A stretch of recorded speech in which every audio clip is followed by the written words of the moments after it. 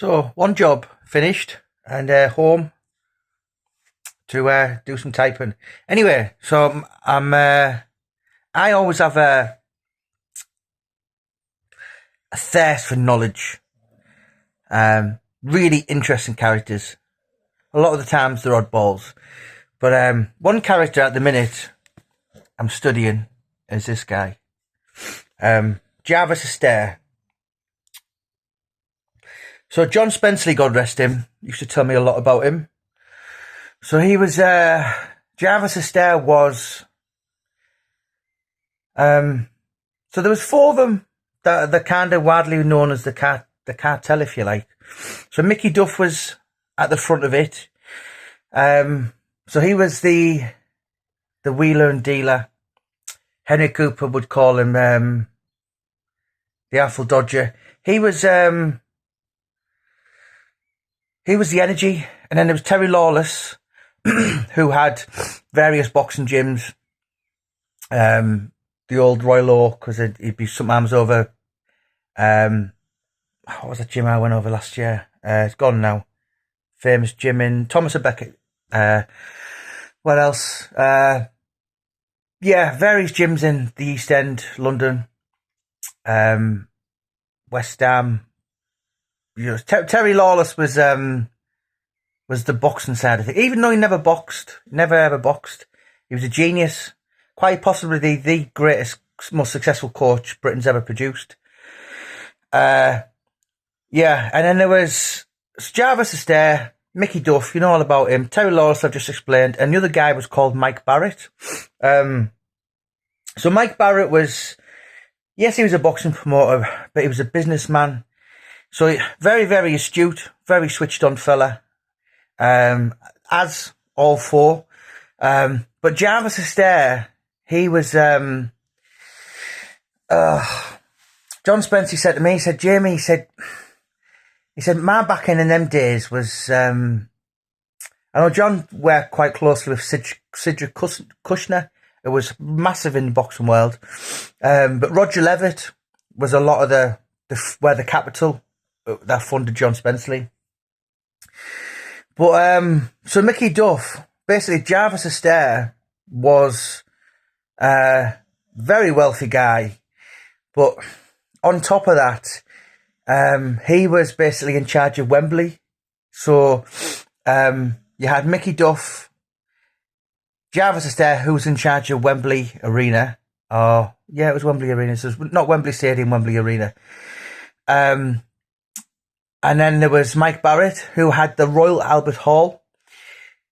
But yeah, Jarvis Astaire, really switched on character. He would have been coming up, he'd have been 100 this year. He died 3 years ago, 2021. 97-year-old. Didn't give many interviews. And the astounding thing is considering he was so poignant in the boxing world, boxing was only 10% of what he was involved with. For instance, Jarvis Astaire was he was a manager of Dustin Hoffman for a while, maybe even Eric Clapton. Did I read that? Close with royalty and all that. Serious figure who could was involved, as the Cockneys say, fingers in many pies. He actually was a Cockney, and he was how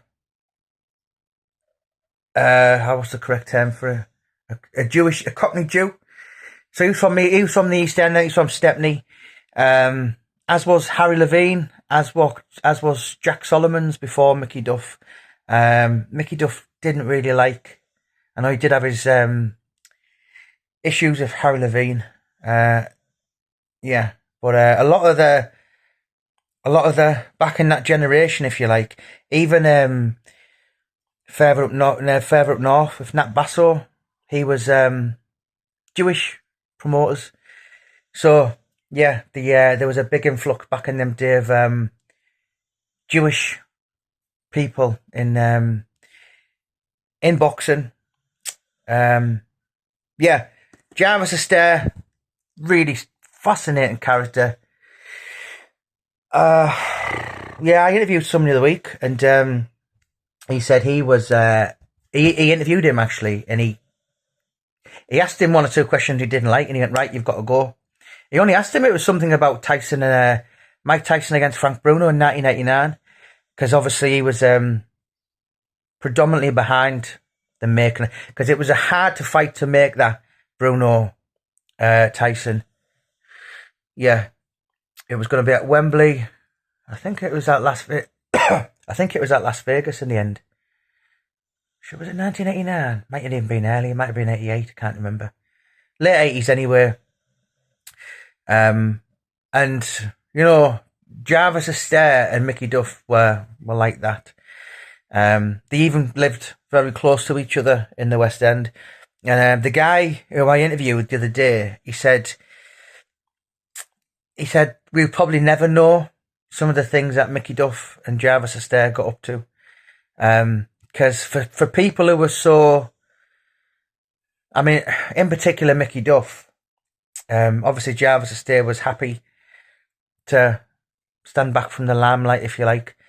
But for a guy who was everywhere, you know, back in them days, if you wanted boxing, it was either BBC, it was the free channels. So there was the BBC, maybe the odd write-up in the Sun, if it was a big fight, or the Boxing News. And for a guy whose face was everywhere, Mickey Duff was a very, very private man. You know, I've spoken to a lot of people. And yeah, some big names, and they said, well, I didn't know whether he was wealthy. I didn't know whether he liked to drink. I didn't know whether he gambled an extreme amount, because he never showed me that side of it. So yeah, Mickey Duff, very, very private man. Jarvis Astaire as well. It's very hard to find write-ups about him. Obviously there's a few because he died 3 years back, but yeah, this book is fascinating. Jarvis Astaire Encounters. So it was released in 1999, which is the year of the I can't reach it. It's I was going to pick it up, but I'm too fat and middle-aged. It was released the same time as Mickey Duff's autobiography, which was 20 and Out. Yeah, I find him fascinating, but the one downside to it is, you know, two massive figures known worldwide, serious elite players, and it's not really talking about their lives. It's talking about, like, you know, Jarvis Astaire talking about Lloyd Honeyghan being extremely difficult and horrible, arrogant man, and Mickey Duff talking about Sonny Liston's sex prowess, how tight and mean Rocky Marciano was. They both actually say it, but they don't really talk about themselves. So that's why I want to change. I'm actually going to change that view, that outlook, if you like, in the little big man, Mickey Duff. Yeah, you know, I find it fascinating, the craze where, you know, grew up on Whitechapel, and he lived on Hanbury Street, so it was literally the streets were touching, and 4 years between them. They didn't like him, but they just, you know, I wanted to know about the man, and it's kind of a bit of a letdown, and so is that book, if I'm honest. Yeah, it does make up for it by all the extraordinary stories on these just incredible characters in life. But I would have liked to have known the people. You know, it's kind of a bit cheated. You buy the Jarvis Astaire book and you think you're going to get told. And it's the same with the Mickey Duff. Well, in actual fact, you know, it had to be for someone like me to come along, interview 30, 40 people who knew him and then put it out. Because that's what I want to know. I'm not really interested in about the time he met Jack Dempsey or what he thought of Frank Bruno when he left him. And I wanted to know about, avoiding being just almost, his family were killed by the Nazis, the Gestapo, and he missed the Holocaust by a year. And, this Jewish immigrant who grew up in, they say it's Aldgate, but it's Whitechapel. The media kind of portray it as Aldgate. He did box out of Aldgate, but he's a Whitechapel boy. Or maybe Spitalfield, I suppose it would be classed as. But for a guy who was a poor Polish Jew, he went on to, in fact, they were both inducted in the Hall of Fame. And I'm not talking about the British Hall of Fame or the Scottish Hall of Fame. I'm talking about the World Hall of Fame. The World Hall of Fame that has like Mayweather in and Marvin Hagler and Bob Arum and, the elite level of boxers. And that's not done on a whim. So Jarvis Astaire, serious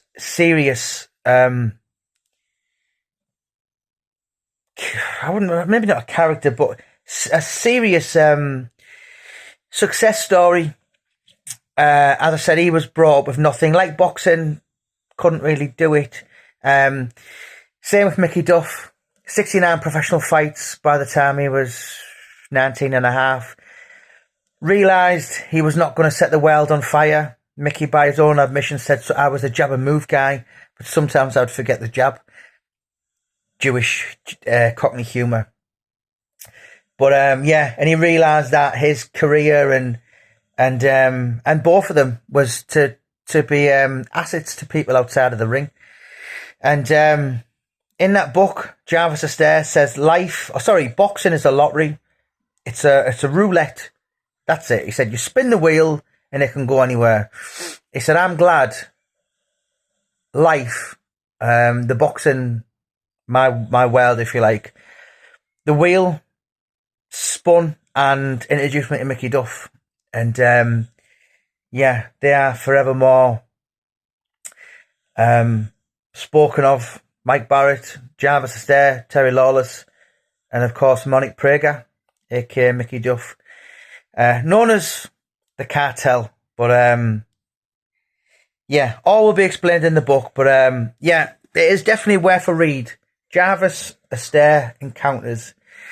And it's just literally littered with the most famous people in the world he's ever met and worked with, and Muhammad Ali, Maggie Thatcher's,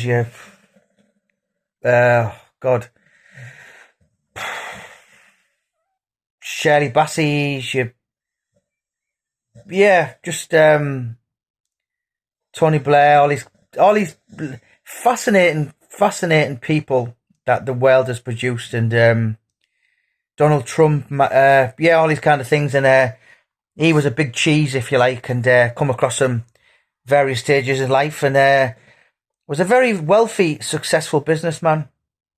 Any kind of up and coming entrepreneurs, that would be an absolute must to read. Any boxing fans, Mickey Duff, 20 and Out, written by Bob Mee. I personally would have liked to have seen more about Mickey, but hold my beer, hold my jacket, because this year I'm going to fix that, and I'm going to put a book out, 100,000 words, and it will reveal all the good, the bad, and the ugly as well. He did have a nasty side, Duff. I've read so much, and you can even tell, like walking to the ring, because I analyse, I'm very observant. If the wife could dye her hair pink tomorrow and I wouldn't notice it. She painted the bathroom the other week, and she went, have you noticed any difference? I wouldn't have known till this day. But if I'm interested in something, I will. And I noticed when Mickey Duff was walking Henry Wharton to the ring, he was like really being nasty, like screaming at the crowd, if you like, almost to the point of hitting them. I did speak to Ian Darke from Sky Sports not long back, and he said he really did have a nasty streak. He could have that bit of nasty side. So it's not by any means a Mickey Duff fan book. I didn't know him. My opinion is irrelevant, really. Yes, I've done the introduction. Yes, I've done the ending. Yes, I've done a chapter called Mickey's Manor.